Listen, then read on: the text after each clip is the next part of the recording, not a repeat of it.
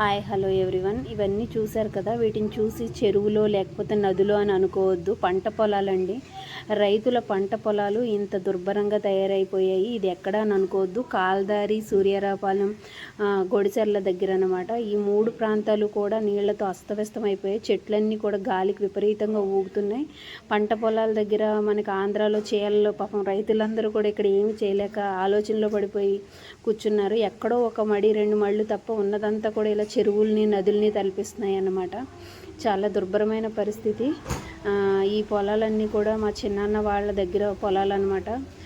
సరే మీకు కూడా చూపిద్దాము. ఒక రైతుల పరిస్థితి, పంటలు లేక కొంత, రేట్లు లేక కొంత కష్టపడుతుంటే మళ్ళీ ఉన్న ఊడుపులు ఊడ్చిన తర్వాత ఇలా అయిపోవడం చాలా బాధాకరం అనమాట. ఇదైతే నేను చూసి చాలా బాధ అనిపించింది.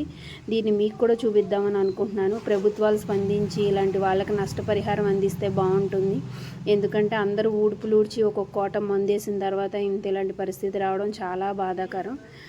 అందరూ కూడా ఆలోచనలో పడిపోయి రోడ్ల మీద కూర్చుని ఉన్నారు. చూడండి పాపం రోడ్ల మీద ఎలా అయితే బారులు దేరారో, జనం అయితే ఎక్కడికక్కడ గుంపులు కూడుకుంటూ ఏం చేయలేని పరిస్థితి. నీళ్లను ఎక్కడికి పంపించే పరిస్థితుల్లో లేరు. దోళ్ళనైతే పాకల్లోకి నీళ్ళు వచ్చేసినాయి. కొంతమంది లోనకంట పెద్ద పెద్దగా ఉన్న వాళ్ళు, ఇగో మా చిన్నాన్న వాళ్ళంతా ఇక్కడ కూర్చుని ఉన్నారు. ఆయనే మా చిన్నాన్న. ఏం చేస్తారు పాపం. మొన్న ఊడిపోయింది, మందేశారు. వెంటనే ఇలా వర్షం వచ్చేసి చిన్నాన్న వాళ్ళ చేనంతా కూడా మునిగిపోయింది. పాపం చాలా కష్టపడి ఊడుపులు ఊడ్చి వర్షంలో తడుస్తూ మేము వెళ్ళేటప్పటికి కూడా చేలో మందేస్తున్నారనమాట. ఇది కూడా మా చిన్నాన్న చేను ఇదంతా కూడా. చాలా అంటే చాలా బాధ అనిపించింది. సరే చూద్దుగాని రా అని ఇతను తీసుకెళ్ళారనమాట. ఇదంతా కూడా రోడ్డు. మేమంతా వెళ్ళాం. నేను, ఇతను, నాగేషు, వీర్రాజు అంటే తమ్ముళ్ళు అవుతారు. చిన్నాన్న అయితే చూపిస్తున్నారు ఇలా ఉంది పరిస్థితి, ఇక్కడ ఉంది. ఆయన ఎందుకు వచ్చారమ్మా ఈ బురదలో అది ఇది అని అంటున్నారనమాట పాపం. కానీ చూద్దాం అసలు అన్నట్లు వచ్చాము. చాలా అంటే చాలా దారుణమైన సిచ్యువేషన్. కంపల్సరీ ఈ ఆంధ్ర ప్రభుత్వంలో చాలామంది రైతులకు మంచి చేస్తారు, న్యాయం చేస్తారని అంటారు. ప్రభుత్వం స్పందించాలి. ఎందుకంటే మా సుశాంక్ హాయ్ చెప్తున్నాడు. ఇతనైతే మీకు చూపిస్తున్నారు. ఊడి చేసిన పొలంలో వరంతా కొట్టుకొచ్చేసి ఒక మూలకి ఎలాగైతే తెప్పలా తేరిపోయిందో చూడండి. ఒకసారి దిగొద్దన్నా కూడా దిగారనమాట, మీకు అందరికీ చూపించాలని.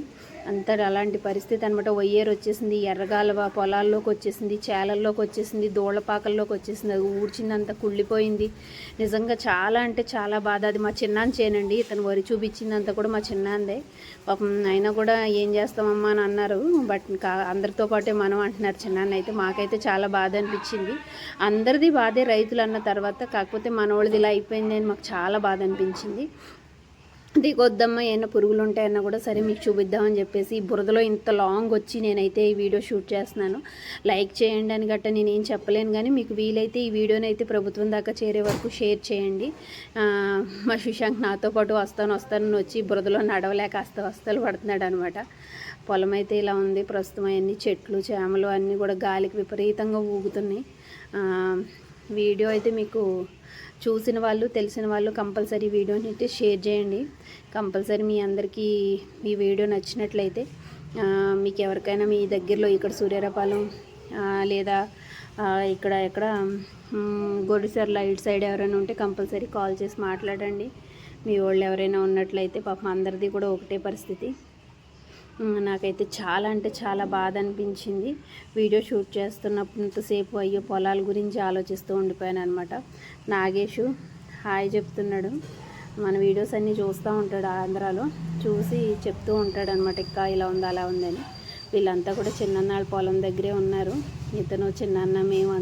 ఇవన్నీ దూళ్ళపాకలు. ఇక్కడంతా కూడా గేదెలు అనమాట. ఇవన్నీ కూడాను గేదెలు పెద్దనాన్న వాళ్ళవి. లోన బయట కట్టి ఈ గేదెలన్నీ కూడా లోన గోడంలా ఉంటే దాంట్లో కట్టాల్సి వచ్చిందనమాట సిచ్యువేషన్ అయితే. మీకు ఇక్కడ ఒకటి చూపించవచ్చు. బెంగాలీ వాళ్ళు అయితే వచ్చి ఇక్కడ ఊడిపోవడానికి వచ్చారు. ప్రస్తుతం వాళ్ళకి ఊడుపులు ఊడ్చినవే కొట్టుకుపోతుంటే ఇంకేం ఊడుస్తారు. వాళ్ళు ఖాళీగా ఉండి వంట చేసుకుని పెద్దనాన్న వాళ్ళ షెడ్లో ఉన్నారనమాట. వాళ్ళ ఫ్యాన్లు అయితే చూపిస్తాను మీకు నేను. ఎంత విచిత్రంగా ఉన్నాయంటే అంత డిఫరెంట్గా ఉన్నాయన్నమాట. వాటిని నేను మీకు చూపిస్తున్నాను చూడండి ఒకసారి. ఇవైతే ప్రస్తుతం ఇదిగోండి వీళ్ళు వంట చేసుకునే ప్లేసెస్ ఇవన్నీ. మా ఆయనగారు చెప్పారు వీళ్ళు ఫ్యాన్లు చూపించి ఒకసారి అందరూ చూస్తారన్నారు. సరే అని చూపిద్దామని నేను మీద ఇదిగోండి ఫ్యాను చెక్కకి దిగేశారనమాట. ఎక్కడ పడితే అక్కడ. ఇంకో ఫ్యాన్ చూపిస్తాను చూడండి, అది కూడా చెక్కకే దిగేశారు. జస్ట్ ఫ్లగ్ పెట్టగానే అవి బాగా తిరుగుతాయంట. సరే జస్ట్ చూపిద్దాం అన్నట్టు చూపించాను అనమాట. ఎక్కడికి వెళ్ళినా వీళ్ళు వీటిని ఈజీగా క్యారీ చేస్తారంట. పెద్దనాన్న వాళ్ళ పొలంలో బోర్ అనమాట, నీళ్ళు ఇలా కొట్టుకుని వాడుకుంటూ ఉంటారు. మేము బురదలో తడిచి వచ్చామని చెప్పి మాకు నీళ్ళు కొడుతున్నారు కాళ్ళు కడుక్కోవడానికి. మా పెద్దనాన్న అయితే మా చిన్నాన్న అయితే సుశాంక్ని పెట్టుకొని ఇక్కడ కూర్చున్నారు. సుశాంక్ గడు హాయ్ హాయ్ అంటూ ఉన్నాడు అనమాట.